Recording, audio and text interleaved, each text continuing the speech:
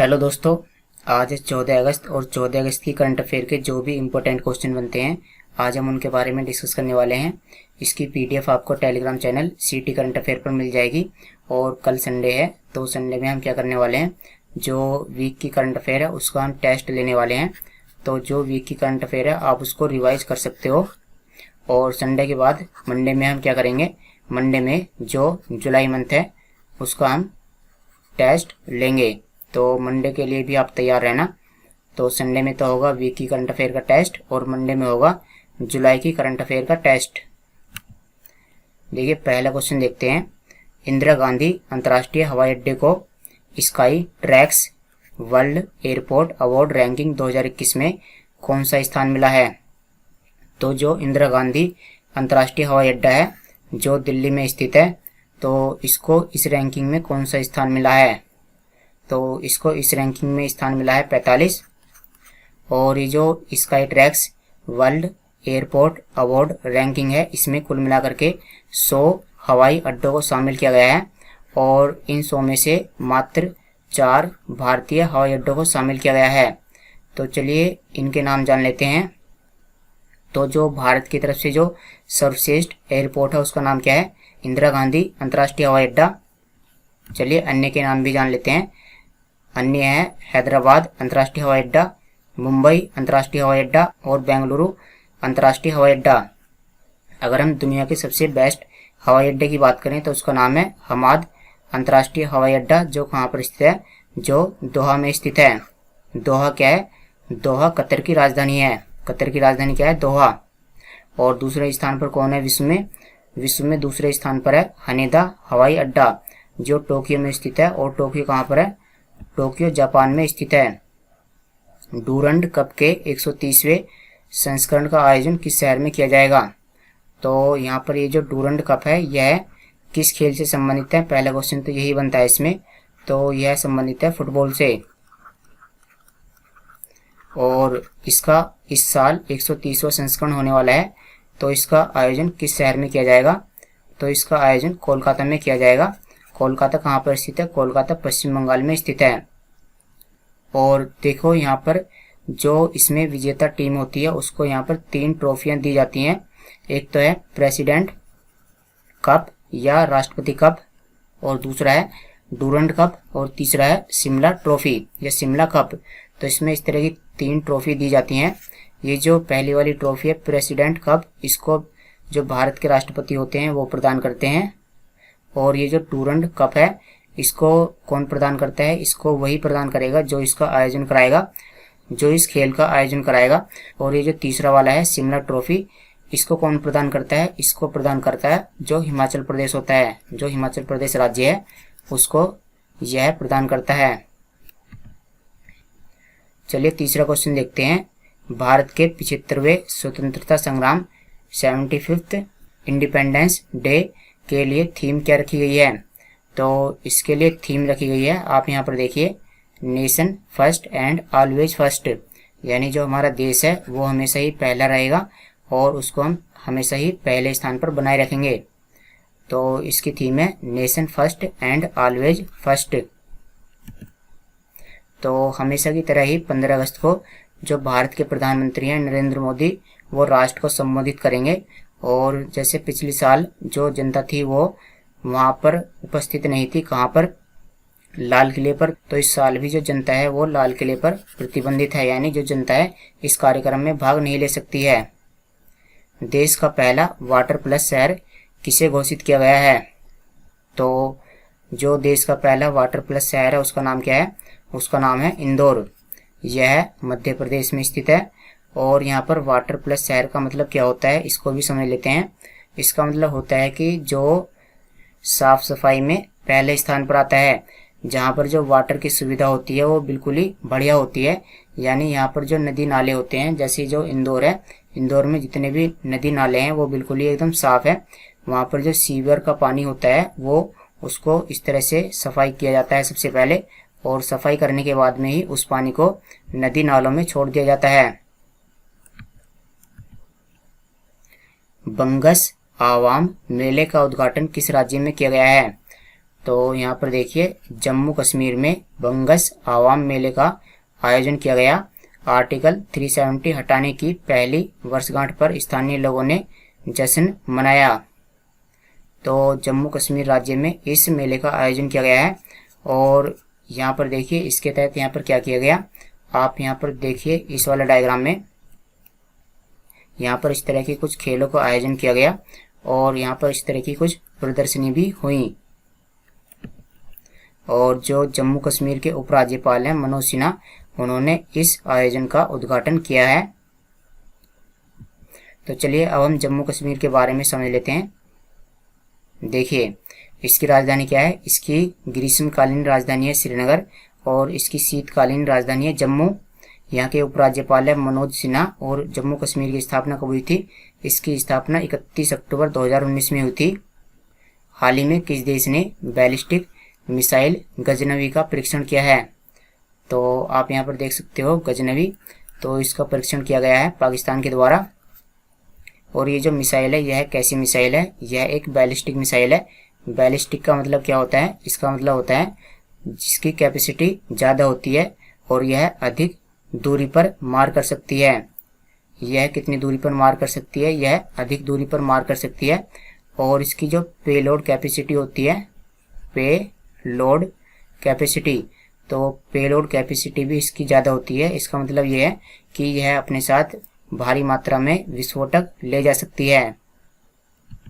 और अगर हम इसकी दूरी की बात करें तो यह मात्र 290 किलोमीटर तक वार कर सकती है। चलिए पाकिस्तान के बारे में जान लेते हैं। इसकी राजधानी क्या है, इस्लामाबाद, और यहाँ की मुद्रा है पाकिस्तानी रुपया। यहाँ के प्रधानमंत्री हैं इमरान खान और यहाँ के राष्ट्रपति हैं आरिफ अलवी। एयर इंडिया की निम्न में से किस पायलट को संयुक्त राष्ट्र यानी यूनाइटेड नेशन में महिला प्रवक्ता के रूप में नियुक्त किया गया है, तो ये है एयर इंडिया की पायलट, एयर इंडिया। तो इसकी पायलट का नाम हमें बताना है। तो जो पायलट है इनका नाम है कैप्टन जोया अग्रवाल। ये कौन बनी है, ये संयुक्त राष्ट्र में महिला प्रवक्ता बनी है। तो प्रवक्ता का मतलब ये वहाँ पर जाकर के महिलाओं के लिए कुछ ना कुछ प्रवचन देंगी। और चलिए संयुक्त राष्ट्र के बारे में जान लेते हैं। सबसे पहले ये जान लेते हैं कि इसकी स्थापना कब हुई थी, तो इसकी स्थापना 1945 में हुई थी। और वर्तमान में इसमें कितने सदस्य स्थित हैं, वर्तमान में इसमें 193 सदस्य स्थित हैं। और इसका जो लास्ट देश है वो कौन है, दक्षिणी सूडान, दक्षिणी सूडान। और इसका मुख्यालय कहाँ पर स्थित है, इसका मुख्यालय न्यूयॉर्क अमेरिका में स्थित है।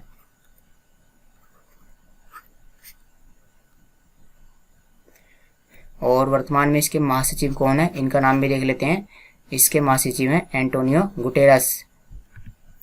जुलाई 2021 के लिए ICC player of the month किसे चुना गया है, यानी महीने के जो बेस्ट खिलाड़ी हैं उनका नाम क्या है, तो उनका नाम है, आप यहाँ पर देखिए, ये हैं साकिब अल हसन। और ये दूसरे हैं, ये महिला हैं और इनका नाम क्या है, इनका नाम भी जान लेते हैं। इनका नाम है स्टेफानी टेलर। ये वेस्ट इंडीज से हैं। और ये साकिब अल हसन कहाँ से हैं, ये हैं बांग्लादेश से।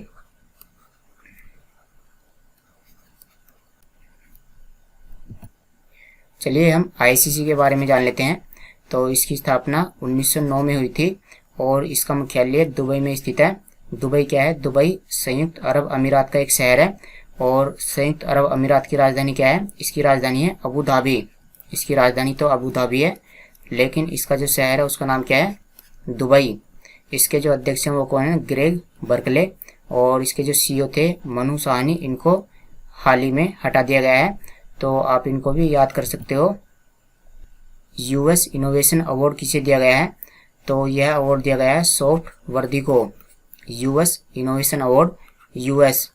तो यह जो अवार्ड है यह अमेरिका के द्वारा इस कंपनी को दिया गया है और यह एक भारतीय कंपनी है। तो इसने ऐसा क्या किया है जिसकी वजह से इसको यह अवार्ड दिया गया है। देखो इसने कुछ पीसीबी बोर्ड बनाए हैं, पीसीबी बोर्ड, जिनका इस्तेमाल चालक रहित वाहनों में किया जाएगा। तो इसी की वजह से ही इसको यह अवार्ड दिया गया है। किसने, गुजरात में इन्वेस्टर समिट को संबोधित किया, इन्वेस्टर समिट, तो इसको संबोधित किया गया है प्रधानमंत्री नरेंद्र मोदी के द्वारा, इन्वेस्टर समिट। मैं आपको यहाँ पर एक चीज़ बता देता हूँ। जैसे यहाँ पर लिखा हुआ है वाहन स्क्रैपिंग नीति, तो इसका मतलब क्या है? इसका मतलब है जैसे अगर कोई व्यक्ति नया वाहन खरीदना चाहता है तो सरकार उसको सब्सिडी देगी यदि वह अपने पुराने वाहन को जमा करा देता है। तो इसके बदले में 25%, 30% इस तरह से उस व्यक्ति को सब्सिडी दी जाएगी यदि वह अपना पुराना वाहन जमा करा देता है और उसके बदले में वह नया सामान खरीदता है, नया वाहन खरीदता है। किसने बुजुर्गों के लिए जीवन गुणवत्ता सूचकांक जारी किया है? तो जीवन गुणवत्ता सूचकांक जारी किया गया है डॉक्टर विवेक देवरॉय के द्वारा। और इस सूचकांक में क्या बताया गया है? इसमें बताया गया है कि भारत में बुजुर्गों के सामने आने वाली समस्याओं पर प्रकाश डाला गया है। ये जो सूचकांक है इसमें बुजुर्गों के सामने आने वाली समस्याओं पर प्रकाश डाला गया है। और आप यहाँ पर देखिए, राजस्थान वृद्ध राज्यों में शीर्ष स्कोरिंग राज्य है। तो वृद्ध राज्य का मतलब क्या है? वृद्ध राज्य का मतलब है ऐसे राज्य जिनमें जो वृद्ध हैं उनकी जनसंख्या 5 मिलियन से ज़्यादा है। 5 मिलियन से ज़्यादा है तो उनको वृद्ध राज्य कहा गया है। तो वृद्ध राज्य में जो राजस्थान है वो शीर्ष स्थान पर है, जबकि जो हिमाचल प्रदेश है वो अपेक्षाकृत वृद्ध राज्यों में शीर्ष स्थान पर है। यानी अपेक्षाकृत वृद्ध का मतलब क्या है यहाँ पर? इसका मतलब है 5 मिलियन से कम, 5 मिलियन से कम, और यहाँ पर 5 मिलियन से ज़्यादा है। तो जो राजस्थान है उसमें जो बुजुर्ग हैं, बुजुर्गों की संख्या 5 मिलियन से ज़्यादा है, और जो हिमाचल प्रदेश है उसमें बुजुर्गों की संख्या 5 मिलियन से कम है। तो इनका नाम आप याद कर सकते हो, राजस्थान और हिमाचल प्रदेश। साथ ही साथ में आप चंडीगढ़ और मिजोरम को भी याद कर सकते हो। 13 अगस्त को विश्व भर में कौन सा दिवस मनाया जाता है? तो 13 अगस्त को विश्व भर में विश्व अंगदान दिवस मनाया जाता है। तो आप क्या कर सकते हो, जैसे किसी व्यक्ति की मृत्यु हो जाती है तो मृत्यु के बाद वह अपने, इस तरह से आप यहाँ पर देखिए, ये क्या है? ये है दिल, ये है फेफड़े यानी लंग्स, और ये क्या है? ये है किडनी, किडनी यानी वृक्क, दिल, ये क्या है? लीवर, और ये क्या है? आई। तो इस तरह से कोई व्यक्ति मरने के बाद अपने अंगों को दान कर सकता है और वह किसी दूसरे व्यक्ति के जीवन को बचा सकता है। कौन सा राज्य शहरी क्षेत्र में सामुदायिक वन संसाधन अधिकारों, सामुदायिक वन संसाधन अधिकारों को मान्यता देने वाला पहला राज्य बना है? तो क्वेश्चन तो काफ़ी इंपॉर्टेंट है क्योंकि इसके आगे जुड़ा हुआ है पहला राज्य। तो सबसे पहले हम इसका मतलब समझ लेते हैं कि इसका मतलब क्या है, सामुदायिक वन संसाधन अधिकार। तो इसका मतलब आप यहाँ पर एक लाइन में समझ लीजिए कि आदिवासियों को मिला जंगल पर अधिकार। जो छत्तीसगढ़ राज्य है उसमें लगभग 31% से ज़्यादा आदिवासी लोग रहते हैं, तो जब वो जंगल में ही रहते हैं तो उनको जंगल पर अधिकार मिलना चाहिए। तो ऐसा करने वाला छत्तीसगढ़ देश का पहला राज्य बन गया है जिसने आदिवासियों को जंगल पर रहने के लिए अधिकार दे दिया है। तो चलिए दोस्तों, आज की वीडियो में इतना ही। Thanks for watching the video. कल मिलते हैं आपसे।